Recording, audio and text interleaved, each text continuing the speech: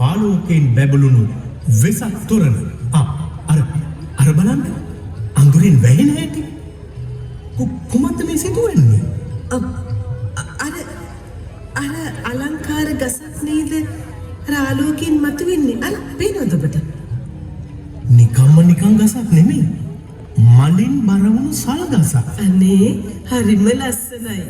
මුළු ගහම සල් මල් වලින් බර වෙලා. මට නිකන් සල් මල් සුවඳ දැනෙනවා වගේ. හරිම සුවඳයි.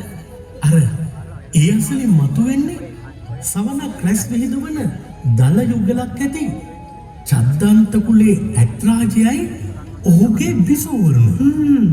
බලන්න ඔවුන්ගේ තේජාන්විත බව. අර බලන්න ඇත්රාජය කුඹස්තලයෙන් සල්ගස සොලවනවා. අනේ අර සල්මල් වල රේණු බිමට වැටෙනවා. අර යටි සුළඟ දිශාවට ඉන්න මහා සුභද්‍රා ඇතින්න මල් රේණු මල් පෙති වලින් වැසී යන හැටි බලන්නකෝ. අර ඇගේ ඇස්වල තියෙන ප්‍රේමණීය බව. මල් පෙති වල කිතියෙන් ඇය සලිත වෙනවා. පේනවද ඔබට? නමුත් අර උඩු සුළඟ දිහාවට සිටින චූල සුභද්‍රාගේ ඇඟට මොනවද අර වැටෙන්නේ? දේවියනේ, ඒ වැටෙන්නේ මේ කොළරොඩු අතු කැබලි ආදිය නේද? අනේ අර ඒ අතර දිමිගුටුත් පෙරලා තියෙනවා. අයියෝ ඇගේ ඇඟ පුරාම විසිරෙනවා. ඇය අර දඟලන්නේ වේදනාවෙන් විය යුතුයි. අනේ චූල සුභද්‍රාවගේ දෙනත් වලින් කඳුළු වැగిරෙනවා. පේනවද? වෛරයෙන් ක්‍රෝධයෙන් චූල සුභද්‍රාගේ ඇස් රත් පැහැයෙන් ගිනියම් වෙලා. වෛරය වැగిරෙනවා. ඒව කඳුළු බවට පත් වෙලා. බලන්න ඒ සමගම අර මතුවෙන නාගපෙන දිහා අර වෛරය නාගපෙන වගේ මතුවෙනවා. විෂ පතුරවනවා. බලන්න පින්වතුනි, ඒ වෛරී නාගපෙන අතුරුදන් වුණාට පසු සුපිපෙන සුවඳවත් පියුම් හය බලන්න මොන තරම් සුන්දර දර්ශනයක්ද. හිතට දැනෙන්නේ මොන තරම් පහන් හැඟුමක්ද නේද? ඇත්තමයි. කොහොම හිතන්නද? අපි හැමදාම දකින සාමාන්‍ය තොරන් අතරේ මේ වගේ ආශ්චර්යජනක සිදුවීම් නැගෙන තොරණක් ඉදිවෙයි කියලා අපි කොහොමද හිතන්නේ? අපි එහෙම හිතුවේ නෑ නේද කවදාවත්? ඒකනේ.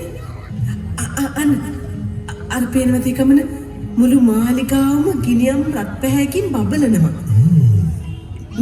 මට මතක් වෙනවා එදා සල්ගස ළඟදී චූල සුභද්‍රාවගේ නෙත් දෙක. එදා ඇස් දෙක වෛරයෙන් රත් පැහැ වෙලා තිබුණේ ඔය විදිහටමයි. මතකද ඔබට? ඇත්තටම අපි මේ ඉන්නේ වෙසක් තොරණක් ළඟද? එහෙම නැත්නම් මේ වගේ ආශ්චර්යජනක දේවල් සිදුවෙන වෙන ලෝකයකද? නෑ. අපි මේ ඉන්නේ අපේ රට ආශ්චර්යජනක රසයකින් රසවත් කළ පොරණ වාසනා බේකර්ස් අධිපති දේශපාලනේ දයානන්ද බෝම්බොල මැතිතුමාගේ පූර්ණ මුල්‍ය දායකත්වයෙන් ඉදිකිරුණු කළුතර වෙසක් තොරණ ළඟ. හොඳට බලන්නකෝ. මේ වගේ අරුම පුදුම නිර්මාණ කරන්න නම් ඉතින් අපේ රටේ නිර්මාණශීලී තරුණ විදුලි තාක්ෂණවේදියා ලක්ෂාන් ඉලෙක්ට්‍රිකල්ස් අධිපති සකින් ලක්ෂාන් එක්ක කවුද එකතු විය යුත්තේ? එහෙමනම් ඉතින් චිත්‍ර මූර්ති කලාවන් වල ප්‍රවීණත්වයට පත්වුණු අපේ අනෙක් තරුණ කලාකරුවා වර්ණගේ සසිත චතුරංග ගැන නේද ඔබ කියන්නේ? ඔව්. ලෝකෙම නම ගිය දක්ෂයෙක්. ඒ වගේම තවත් දක්ෂයන් දෙදෙනෙක් සමග එකතු වෙලා කරපු මේ ආශ්චර්යජනක තොරණ ලංකාවේ විශාලම තොරණ බව ඔබ හැමදෙනාම දන්නවා ඇති නේද?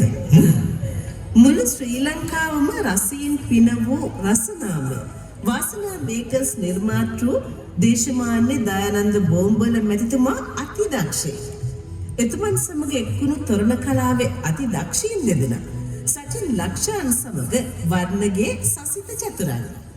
ඒ එක්වීම තමයි තොරණ නිර්මාණ කලාවේ වෙනසක ආරම්භය.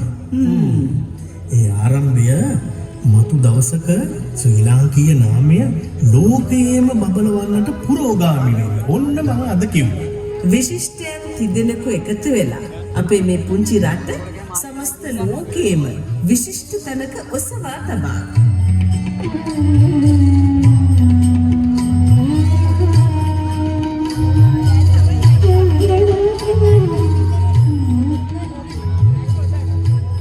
ලංකාවේ අංක එකේ තොරණ ලංකාවේ විශාලම තොරණේ කළුගන්තොට මහා තොරණේ විශේෂ දර්ශන පෙළ යෝබයේ ලෙස නැරඹුවේ ඔබ